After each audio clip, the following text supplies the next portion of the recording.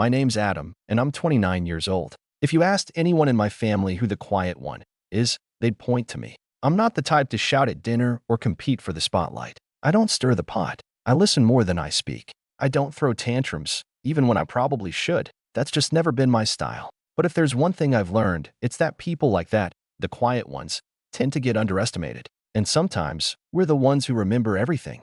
My brother Nate is 2 years younger than me, and growing up, our dynamic was exactly what you'd expect between two boys close in age. Chaotic but close. We shared a room until I went to college, got into our fair share of backyard brawls, and covered for each other when things went sideways with our parents. But things changed after college. Nate got into sales and leaned hard into the image. Tailored suits, a leased BMW, and a social media feed full of gym selfies and motivational quotes he didn't live by. I stayed low-key, got my engineering degree, moved to a quieter city, built a solid life I didn't feel the need to post about. We still talked, but something was always off. Like I was only kept around out of obligation, not affection. When he got engaged to Brianna, a woman I had met exactly twice, I was genuinely happy for him. Even if she seemed like the kind of person who said things like, "We're just very curated as a couple," and acted like my job designing structural components for wind turbines was somehow less impressive than Nate selling luxury mattresses. I tried. I really did. I RSVP'd the same day I got the invite, offered to help with any tech or venue setup, was politely brushed off, and even Venmo'd $200 toward the joint bachelor-bachelorette weekend I wasn't invited to. The wedding was in a vineyard an hour outside the city. Rustic but overpriced, very on brand. I'd rented a suit, gotten a hotel room nearby, and brought a thoughtful gift, a card with a check for $1,500. It wasn't just generous, it was meaningful. That money wasn't pocket change for me. I had saved it slowly, wanting to contribute something significant because I genuinely believed this was supposed to be a big moment for my brother. I was nervous driving up, not because of the event, but because something in my gut told me this day wouldn't go smoothly. When I arrived at the venue, I saw the seating chart posted on a small easel by the entrance. I scanned it for my name. First time through, nothing. I looked again, then again. My name wasn't on it. Assuming it was an oversight, I headed inside and approached one of the wedding planners, a younger woman juggling clipboards and a walkie-talkie. "Hi, sorry," I said gently. "I don't think I see my name on the chart, Adam Reynolds." She glanced at me, clearly already exhausted, then flipped through her guest list. "Adam. Oh, you're Nate's brother, right?" Her tone changed, like she realized something awkward. "Yeah, so, there were some last-minute shifts. I think you're supposed to be over by the west wall. There's a few open seats near the photo booth." The west wall. I blinked. That wasn't even at a table. It was near the speakers, where the extra folding chairs had been stacked like an afterthought. Still thinking it had to be a mistake, I made my way over. That's when I noticed it. The only labeled seat that should have been mine had a place card, but not with my name. It said, Tiffany, Cousins +1. I didn't even know who Tiffany was. But there she was, already sipping champagne in the seat I'd assumed was mine, laughing with a group of people I barely recognized. Trying to keep calm, I walked toward my mom, who was adjusting the boutonniere on my dad's jacket. "Hey," I said, trying to keep it casual, "do you know what's going on with the seating?" She didn't even look up. "Oh, yeah, Brianna's family had more people show up than expected, and they're all flying in from so far. We didn't want to move them. Just hang near the wall for the ceremony. You'll still see everything." "The wall," I echoed, a little too loudly. My dad gave me a look like I was making a scene. "It's not a big deal," my mom said, brushing me off with a wave. "Just don't ruin the pictures by sulking." I wasn't sulking. I was stunned. And then came the final twist of the knife, Brianna's voice, bright and sharp behind me. "Oh good, you found a spot," she said, not even waiting for a response. "We're just trying to keep the family photos looking clean, you know?" I don't know what my face looked like, but it must have said everything I was trying not to. Because she added quickly, "It's nothing personal. You'll still be in the reception shots, I promise." I nodded, tight-lipped. She walked off with her bridal posse in tow. There's a kind of humiliation that doesn't come with yelling or tears, just a slow, hollow ache in your chest as you realize you're not welcome somewhere you should have been. I stood there for a minute, trying to swallow it down. But then my eyes drifted across the room, to the gift table. A white linen-covered surface near the cake, loaded with pastel-wrapped boxes and fancy envelopes. Mine was easy to spot. Matte silver, hand-addressed, tucked neatly under a thin ribbon. I had sealed that envelope with so much care, even tucked in a note about how proud I was of Nate, how I hoped the money would help start his next chapter. I didn't even think. I walked straight over, reached down, and calmly took it back. No one stopped me. No one even noticed at first. Until I turned toward the door, and someone, maybe one of the groomsmen, called out, "Hey, Adam, where are you going?" I didn't pause. I just looked over my shoulder, held the envelope up, and said, "Don't worry, I'll stay out of the frame forever." I was almost at the exit when I heard Nate's voice behind me. "Adam, wait." I stopped walking, but I didn't turn around. I stood there, right by the large double doors that led out to the gravel parking lot, one hand on the polished brass handle and the other gripping the envelope like it was the only solid thing keeping me grounded.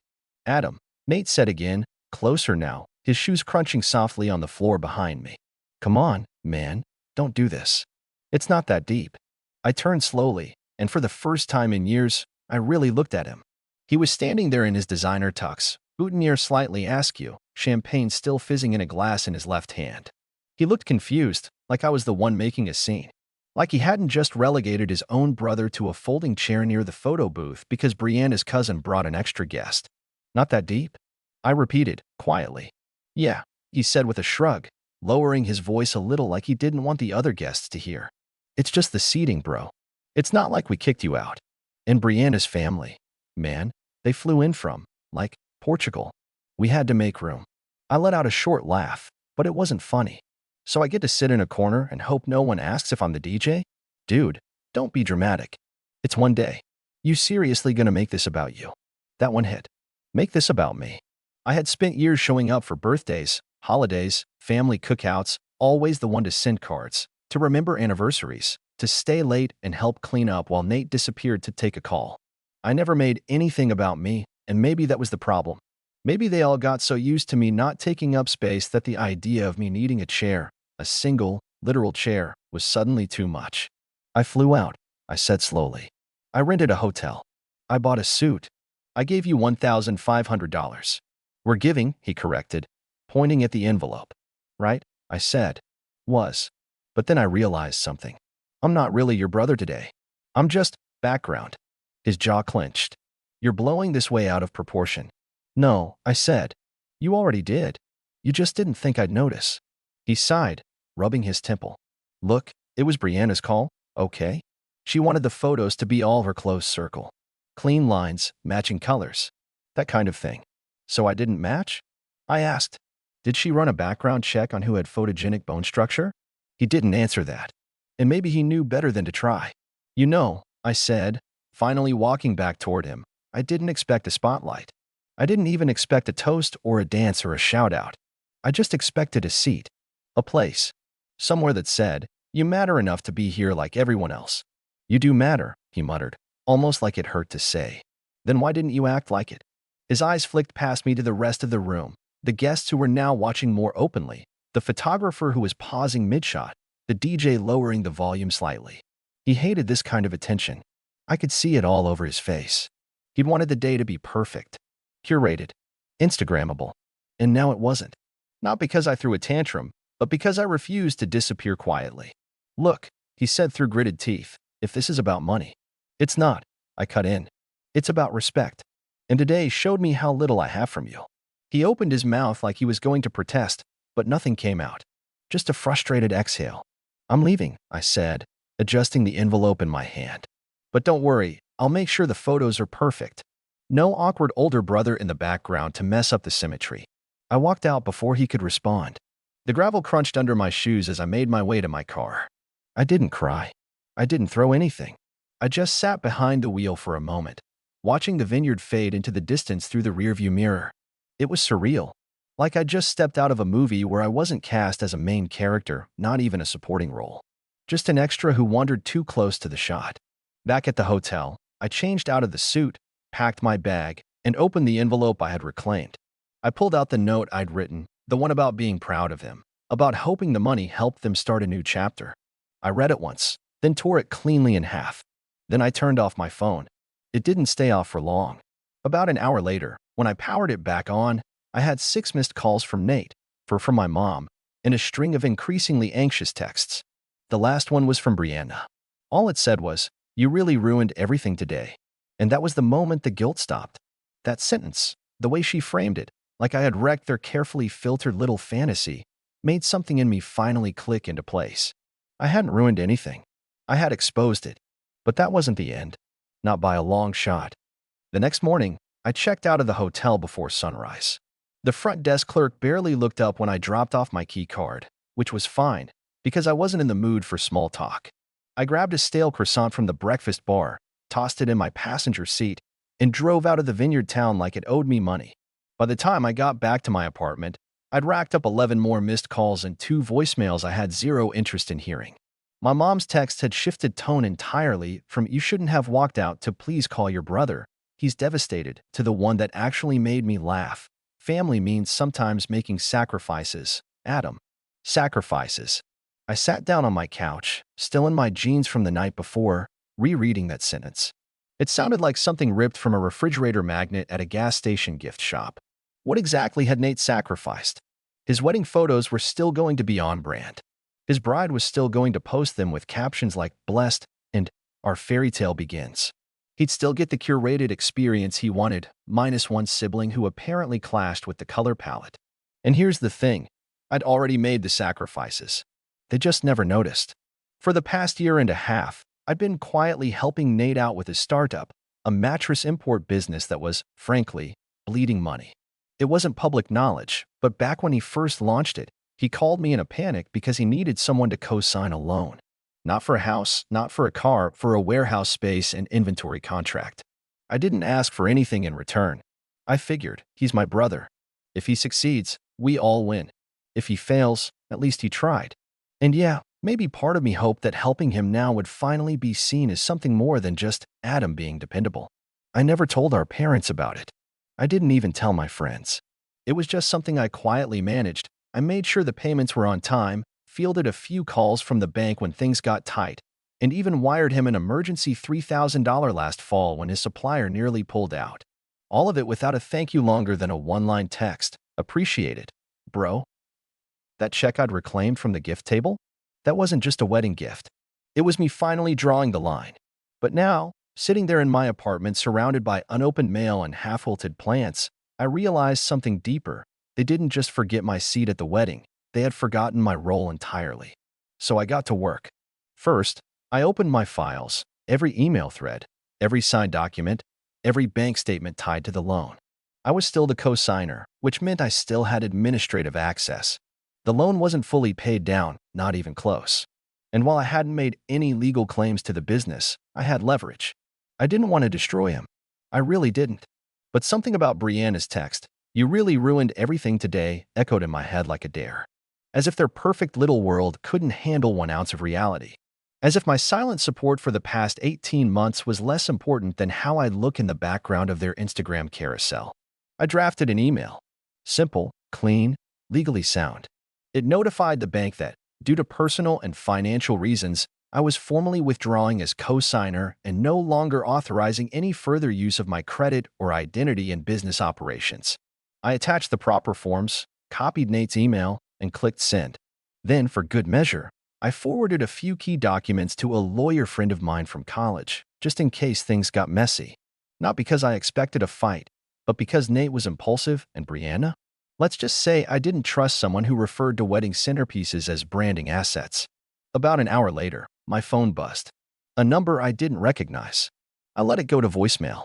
Then it buzzed again. This time it was Nate. I answered. His voice was clipped. Tense. "Did you just pull out of the loan?" "Yes." "Why?" "Now. You're getting married," I said flatly. "Time to stand on your own." There was a pause. "Adam, come on. This is not the time to be petty." I could hear it, the frustration he was trying to keep in check, the tone of someone who still believed he was the reasonable one in the conversation. That I was just overreacting. That it would all blow over like one of his many overdue invoices. "This isn't petty," I said. "It's overdue. You're seriously doing this because of a chair?" "No," I said, leaning back. "Because of a pattern.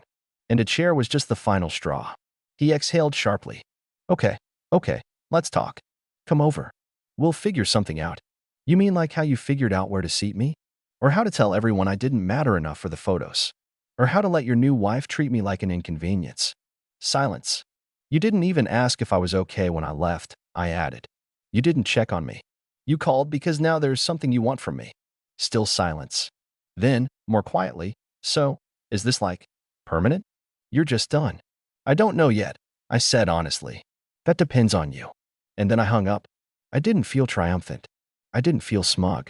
I felt tired. Like I just finished cleaning up a mess that wasn't mine but had been left for me all the same. A mess that had been building for years in the unspoken slights, the shrugged-off moments, the quiet betrayals no one ever thought I noticed. What I didn't know yet was that Nate wasn't the only one rattled by what I'd done. The ripple effect had already started. Brianna's father, a quiet investor in Nate's business, had questions. My mother was now organizing a family mediation dinner, and my inbox was about to light up with messages from cousins who, it turned out, had also been snubbed by Brianna's guest list adjustments. But I'll get to that part soon, because the moment that truly shifted everything, the one where things went from awkward family drama to full-blown fracture, that came 3 days later. I got a Facebook message from my cousin Melissa. We weren't especially close, but we'd grown up around the same chaotic holiday dinners and shared more than a few eye rolls over the years. Her message was short. Hey, just wondering, were you also asked not to be in the family photos? That word also stopped me cold. We hopped on a call that night. Melissa had been seated at the farthest table, near the portable heaters. Her husband didn't even get a place card. Brianna, apparently, had sent an updated guest flow to the wedding coordinator 2 nights before the event, reshuffling seating to optimize the aesthetic. Translation: anyone over 30, under-photogenic, or not TikTok presentable got pushed to the fringes. And it wasn't just Melissa. She'd already spoken to 2 other cousins, one who had driven 6 hours and wasn't even offered a drink, and another who brought a $400 espresso machine off their registry only to be seated behind a hedge. The more she dug, the more she found. Half the Reynolds side of the guest list had been sidelined in favor of Brianna's influencer circle, distant relatives from her mom's Pilates class, and people who fit the vibe. The wedding wasn't a celebration, it was a photo shoot with vows. Melissa ended the call with, I don't think I'm being dramatic, but this really feels like they used us as fillers. Background extras. Like they were embarrassed to actually have family there. I told her she wasn't being dramatic at all. Later that night, I got curious. I clicked over to Brianna's Instagram. Sure enough, the photos had started rolling in perfectly filtered snapshots of rustic charm and candid laughs.